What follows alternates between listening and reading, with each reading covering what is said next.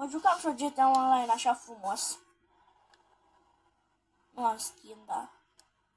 Și dau de mașina asta aici. E făcută praf.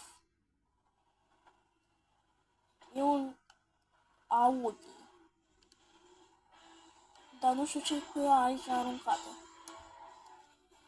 Mergeam și eu vreau să mă duc la clădirea aia mare care nu este terminată. Îi dau de mașina asta, ce părere aveți? O păstrez? Stați așa, că mă enervează un câine. Îmi place. Hai, mă pe gravagii.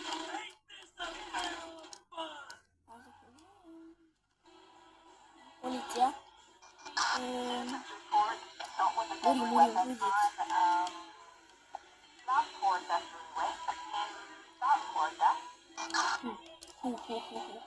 Stați așa.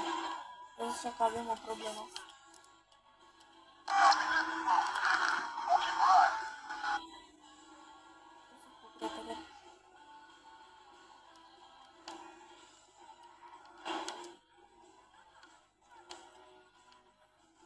O să mă ascund aici ceva timp.